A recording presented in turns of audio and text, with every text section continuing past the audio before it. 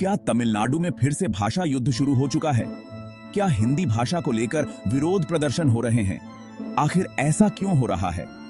तमिलनाडु की सड़कों पर एक बार फिर हिंदी भाषा के खिलाफ विरोध प्रदर्शन हो रहे हैं।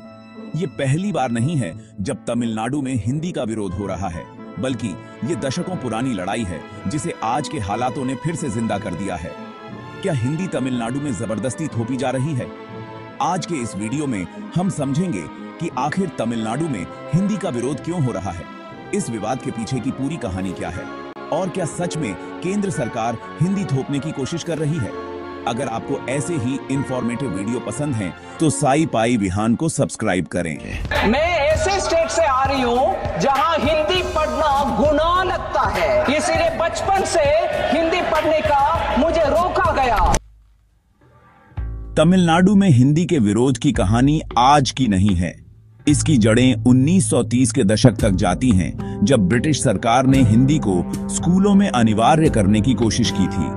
उस समय से ही तमिलनाडु में हिंदी को एक थोपी हुई भाषा के रूप में देखा गया।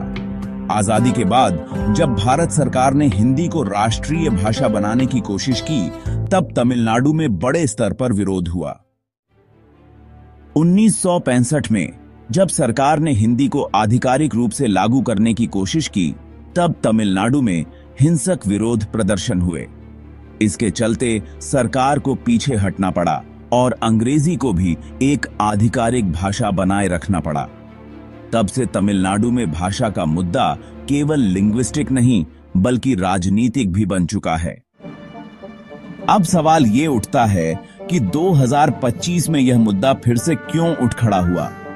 दरअसल ये पूरा विवाद नेशनल एजुकेशन पॉलिसी NEP 2020 की वजह से शुरू हुआ है। केंद्र सरकार चाहती है कि स्कूलों में 3 भाषा फार्मूला लागू किया जाए, जिसमें हिंदी भी एक जरूरी भाषा हो। NEP 2020 क्या कहती है नई शिक्षा नीति? तमिलनाडु सरकार और DMK पार्टी का मानना है कि यह हिंदी को जबरदस्ती थोपने का एक तरीका है। मुख्यमंत्री M.K.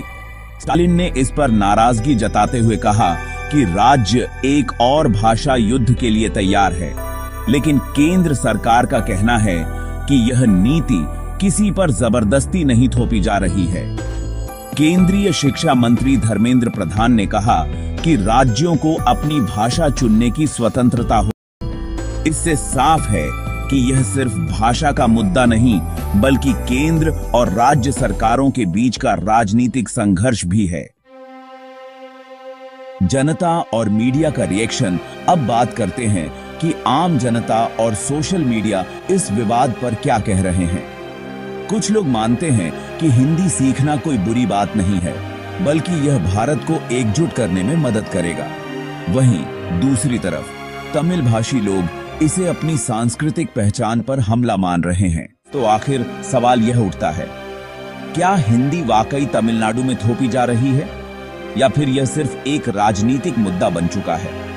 तमिलनाडु में लोग हमेशा से अपनी भाषा और संस्कृति को बचाने के लिए लड़े हैं, लेकिन क्या यह सिर्फ तमिलनाडु तक सीमित है, या भारत के दूसरे राज्यों में भी ऐसा ही होगा?